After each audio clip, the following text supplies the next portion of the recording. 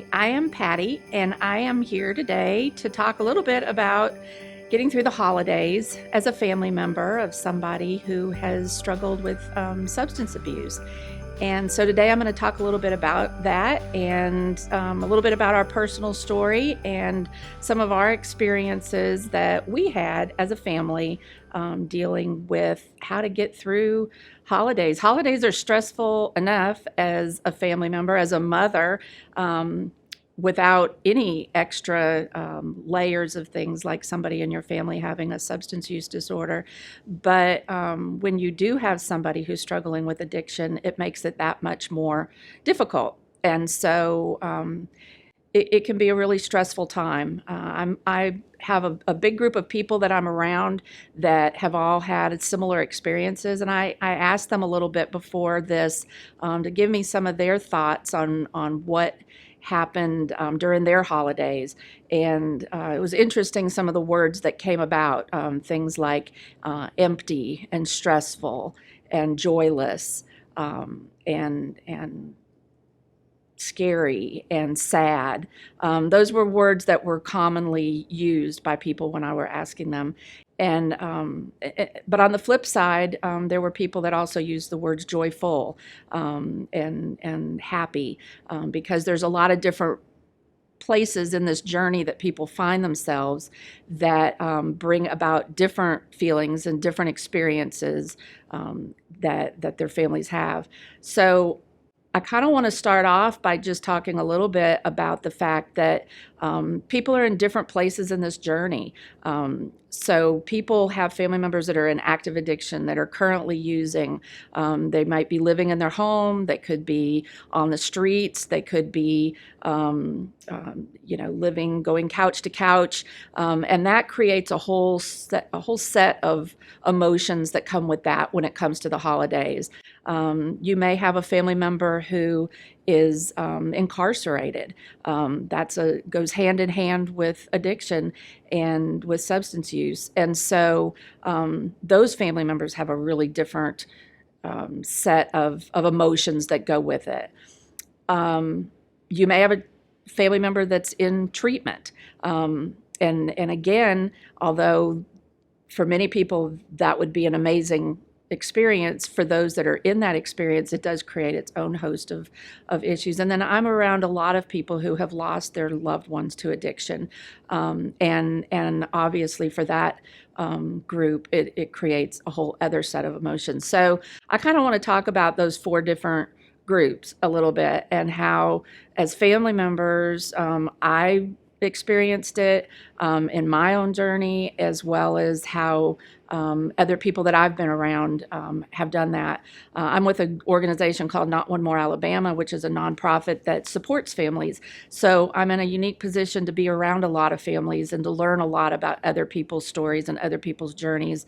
And so in addition to my own, I can share from that experience as well, and what they've told me and what I've learned from them.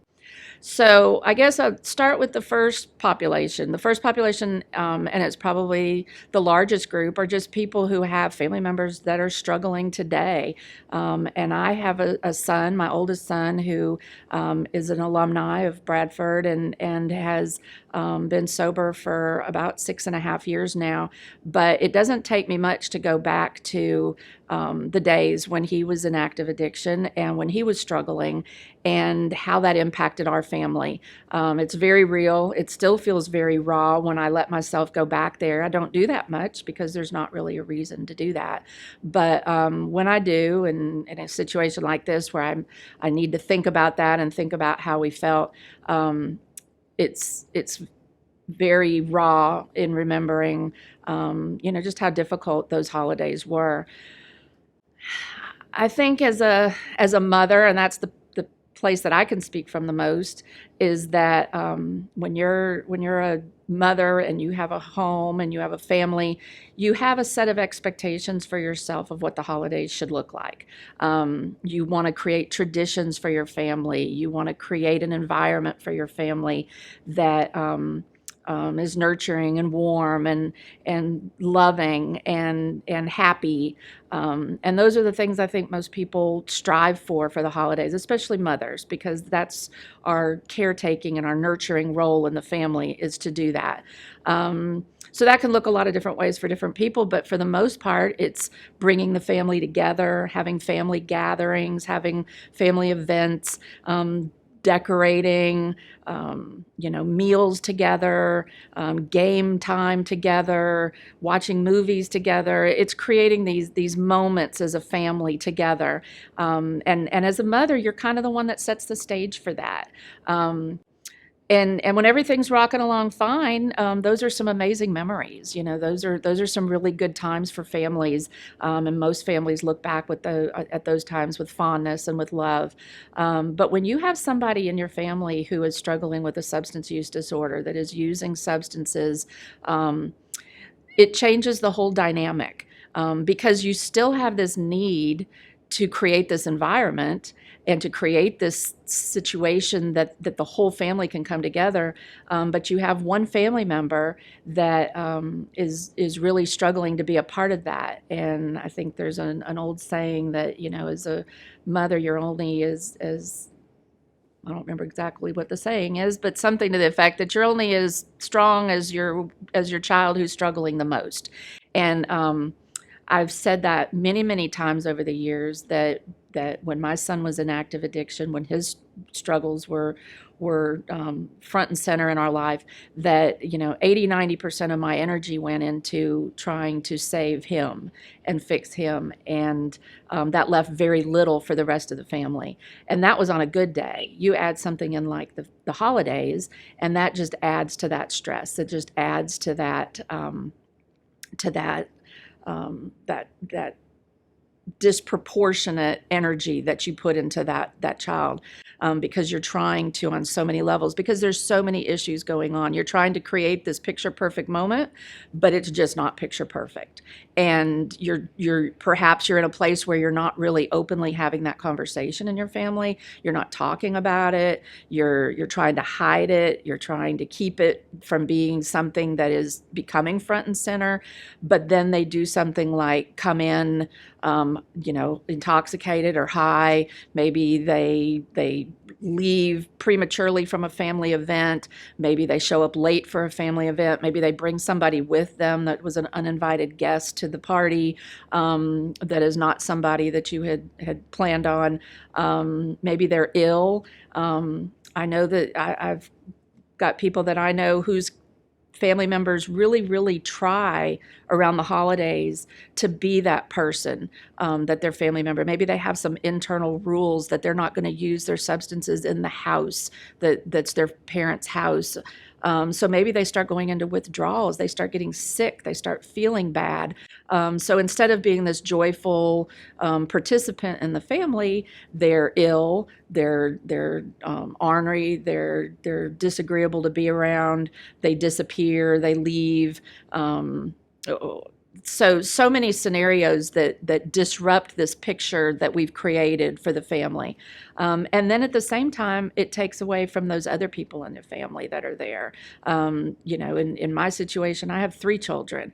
If you're giving 90% to one, that leaves very little for the others. And so not being present for the other people in your family that need you, I think, is something that happens to a lot of people. So having somebody in your family that is struggling is hard. People have family members that come from out of town, visitors that come to enjoy the holidays with them. And maybe you're not ready to have that conversation about what's happening with your family member. So that can be really a difficult place. So it's hard. Those are hard times to get through. Similar if you have somebody in your family that maybe isn't there physically because they're incarcerated or maybe they're in treatment. But that conversation can be a big empty hole. Like, why are we not talking about that person? Why is that person not being discussed? Why are they not here? I mean, there's so many questions that can come about. So all of that creates a really stressful scenario for that family member that's going through it.